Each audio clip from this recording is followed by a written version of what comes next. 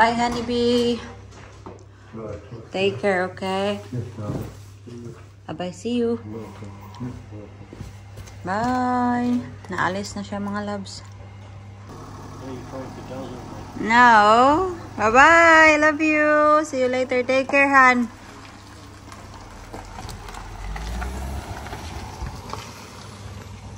Tara na. Sara na natin tong pinto. Bumalik ako sa tulog mga palangga nung umalis si John. And kakagising ko lang. And ito yung weather. Medyo umaambon. Kawawa naman si John. Umalis kaninang umaga. Tapos, ito yung weather. Meron naman yung raincoat. So, handa naman yun. So, hopefully, hindi yun mababasa. Nandoon pa din talaga yung mga mushroom. Oh, tingnan nyo. Yan. Mushroom yan. Nandun din. 3. And can you see that?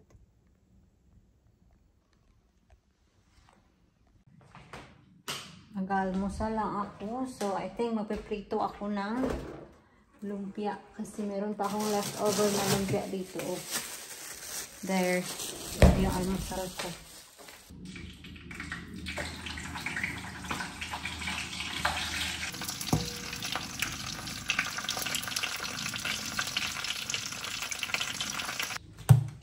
Ito yung sausawan natin. Blue Dragon na sweet chili.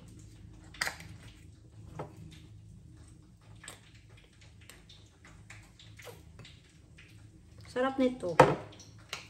Luto na siya mga loves. So, kakain lang ako. And babalikan ko kayo mamaya pag nag-ano na ako doon sa ating mga decoration, Christmas decoration. Kasi titingnan ko kung ano yung gagamitin ko for this year. And then, I think may nakalimutan akong ipakuha ni Mr. sa loft. Yung medyo may parang garland na style. Yun yung nakalimutan ko na ipakuha sa kanya. But anyway, baka tomorrow na yun natin gagawa.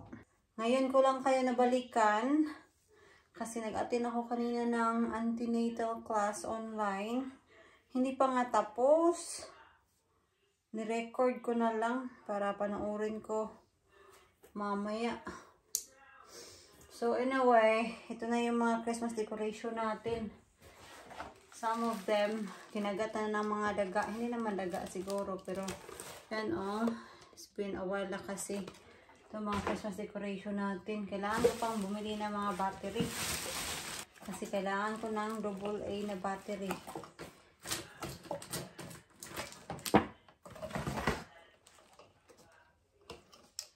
Ang pagkakaalala ko dito, tinanggalan namin to ng mga baterya. Kasi if you leave the battery inside, masisira.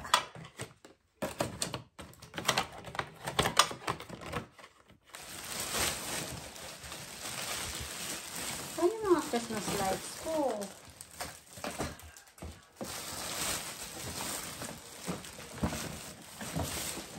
Yan, itong hanap yung mga Christmas lights ko mga log. Iwan ko kung saan. Hello, good morning mga love. 6:15 dito ng umaga. You want 2 more boxes? Sorry? You want 2 more boxes? Yeah, just leave them in here and there. Yeah. So LBC collection ngayon and sabi sa schedule 10 o'clock pa daw in the morning yung yung pick up time, pero dumating si Kuya dito mga nasa 6 o'clock siguro. Buti na lang maaga kaming gumising. Nag-text siya, yung initial text niya 1 in the morning. So, kasi dyan, bakit merong van daw sa labas? Handon na sila. Pinapak na ni Kuya.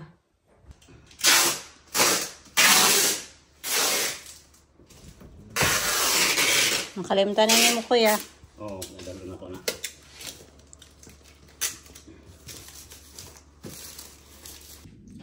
Umalis na si Kuya mga palangga. So, magbe-breakfast lang ako. Magto-toast ako.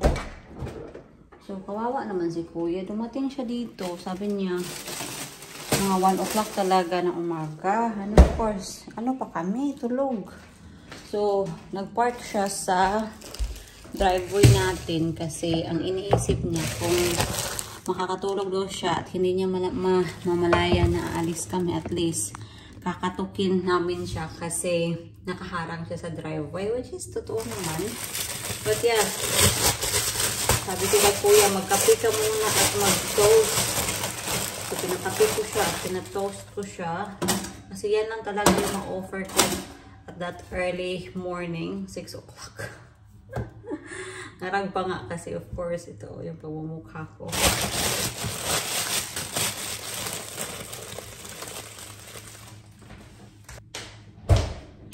Buti na lang talaga si Mr. maagang gumising kasi normally talaga pag weekend, nagigising kami mga 7 gising na kami, pero what I mean by that is we're getting out of bed after 7 o'clock. So it just happened na si John, he went to the toilet at 6 o'clock and then he just looked through to the window and meron siya nakitang van. Sabi niya, hala, merong van. So si Mr. parang nagpanik kasi baka daw magnanakaw.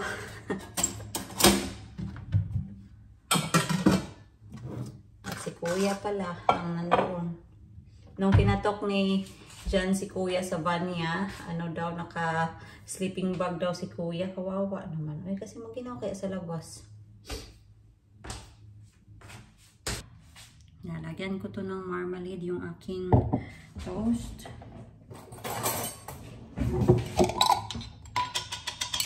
Naalis pala ako mamaya. Hindi sana sasama si John kasi yun na nga yung schedule sana ng balikbayan box ko. 10 o'clock pa. And then meron akong kikitain. First time naming mag-meet. Napapanood ko siya sa YouTube, si Zillwood. Yun yung YouTube niya. Ilalagay ko din yung YouTube niya dito. Nagko-comment siya sa mga videos ko dito sa YouTube. And napapanood ko yung mga vlogs niya. Hindi naman lahat. Pag mayroon akong time. That's the truth. Pero napapanood ko yung vlogs niya. Pamilya yung mga lugar na pinupuntahan niya. Sabi ko, baka magkalapit kami. And yeah, magkalapit kami. Hindi ko na lang babanggitin kung anong lugar. Pero magkalapit lang kami. Kaya, ayun, nung nalaman niya na buntis ako, what I'm having, sabi niya, meron na siya mga baby clothes and all that. So, ibibigay daw niya sa akin. Sabi ko, go, sure. Tatanggihan ko pa ba yung mga bigay? So, ngayon, mag-meet kami kasama yung husband niya at yung mga anak niya. And good timing din kasi kahit na si kuya parang napaaga, it's okay kasi makakasama na si Mr. Hindi lang ako yung papunta. Meron din ako avocado dito. Tapos, yogurt. Yun yung breakfast ko. Tapos ako mag-breakfast mga loves, mag-get ready lang ako. Kasi meron ba kasi akong gagawin before kami mag-meet up. I think yung vlog na pag-meet up namin, next week ko pa ma-upload. Depende kung gaano ako ka-busy. Kasi ang dami ko pang gagawin kasi. By the way, nag-avail din pala ako ng dalawang box sa LBC kasi ubos na yung box ko. And this time, nanghingi sila sa akin ng deposit. 10 pounds kada box. That's for large box. Kung medium na box yung kukuhanin mo, 5 pounds yung deposit. And then, yung rate nila, ngayon, this is going to Mindanao area ha, kasi iba-iba kasi yung rate sa Luzon, Visayas, Mindanao. So sa akin, sa isang large na box, 120. So, yun. Makakatipid ka mga palangga pag dalawang box yung ipapadala kasi pag dalawang box yung ipapadala mo, 185 yung mababayaran mo. This is sa Mindanao rate. May discount sila pag 2 box yung gagamitin mo.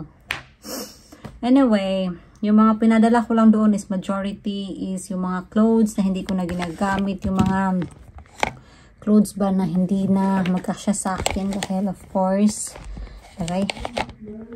Thank you so much! Dahil medyo malaki-laki na tayo. Hindi nga medyo, malaki na nga tayo mga loves. Kaya, ay, hindi na tumatayo yung phone ko. Wait lang.